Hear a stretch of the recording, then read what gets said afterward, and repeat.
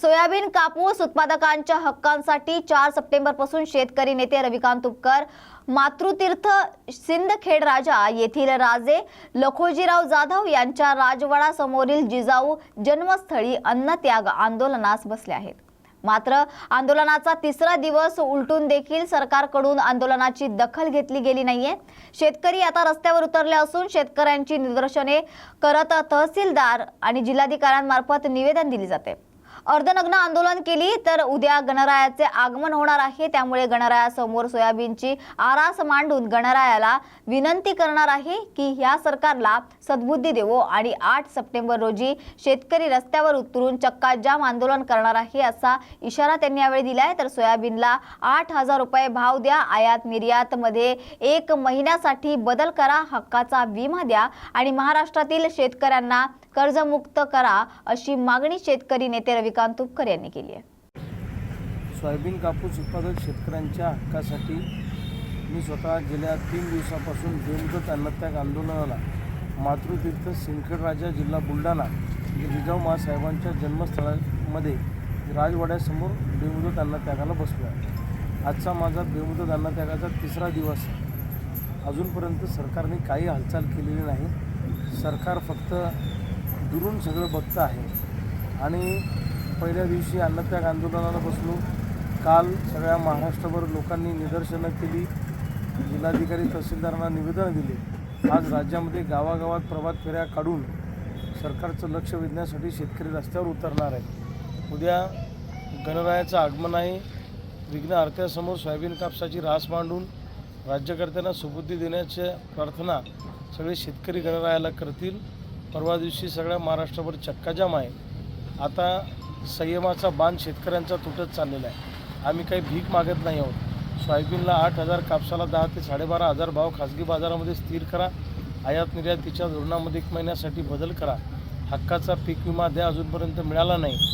महाराष्ट्रातल्या शेतकऱ्यांना कर्जमुक्त करा, झालेल्या अतिवृष्टीच्या नुकसानीपोटी 100% नुकसान भरपाई द्या, जंगली जनावरांचा त्रास वाचण्यासाठी शेतीला मजबूत कंपाऊंड द्या, यासह इतरही मागण्या घेऊन आम्ही अन्नत्याग आंदोलन करत आहोत। शेतकरी आत्महत्या करतो, हे आत्महत्या थांबवण्यासाठी सरकारनं पावलं उचलली पाहिजे आणि माझ्या जीवाला काही बरं वाईट झालं तर त्याची संपूर्ण जबाबदारी राज्य सरकारची असेल, हे सरकारने लक्षात ठेवावं।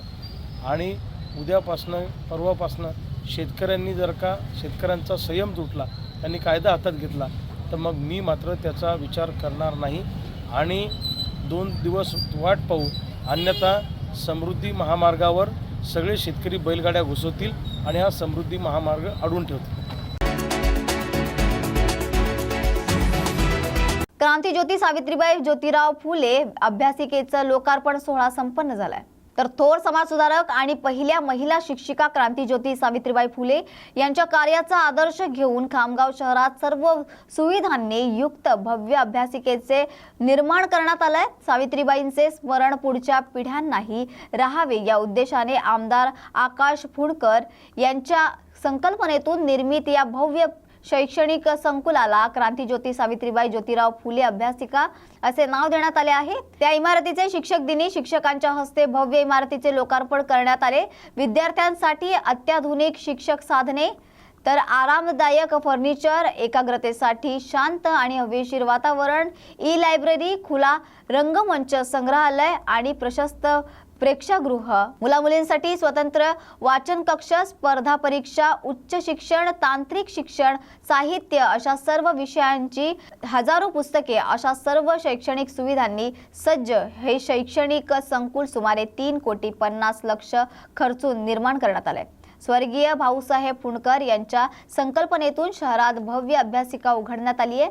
तर ही अभ्यासिका संपूर्ण राज्यात नावरूपाला येईल असा विश्वास आमदार ॲडव्होकेट आकाश फुंडकर यांनी व्यक्त केला आहे। खामगाव मतदारसंघ असेल किंवा बुलढाणा जिल्हा असेल, या भागाची प्रमुख गरज जी आम्ही सगळ्या विद्यार्थ्यांमध्ये तरुणांमध्ये पाहतो ती ही की त्यांना जेव्हा शिक्षण पाहिजे असते, जेव्हा त्यांना काही ज्ञानाचं अर्जन करायचं असते, तेव्हा त्यांना पुण्याला, मुंबईला, मोठ्या शहरांमध्ये पळावं लागते आणि जेव्हा तिथे ते जातात तेव्हा स्पर्धा परीक्षांसाठी मोठ्या पैसे मागितले जातात क्लासेसमध्ये, तिथे ट्युशन्स नाही लावता येत। त्यांना मोठ्या शहरात राहायसाठी पैसे नसतात आणि हे जेव्हा त्यांच्या डोळ्यात आम्ही पाहतो तेव्हा निश्चित आम्हाला ती भावना आम्ही जाणली आणि स्वर्गीय भाऊसाहेबांची इच्छा होती, त्यांचं स्वप्न होतं की या तरुणांसाठी एक असं अद्ययावत दालन आपण उघडलं पाहिजे आणि ते स्वप्नपूर्ती आज होते.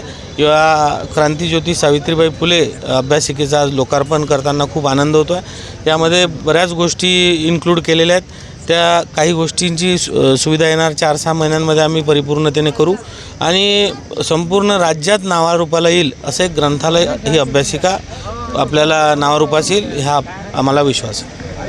त्यामध्ये काही विद्यार्थ्यांना सेमिनार वगैरे दर हप्त्याला काही घेता येतं? निश्चित आम्ही ती व्यवस्था करतो आहे की दर 10-15 दिवसांनी दर हप्त्यानी या मुलांसाठी मार्गदर्शनपर सेमिनार, काही ट्रेनिंग चे जे हे असतात ते ट्रेनिंगचे लेक्चर्स, या सगळ्या गोष्टी त्यामध्ये त्याचं प्लॅनिंग होईल आणि त्याचं सगळं माहितीपट इथे समोर लावलं जाईल आणि विद्यार्थ्यांपर्यंत आम्ही ते पोचू.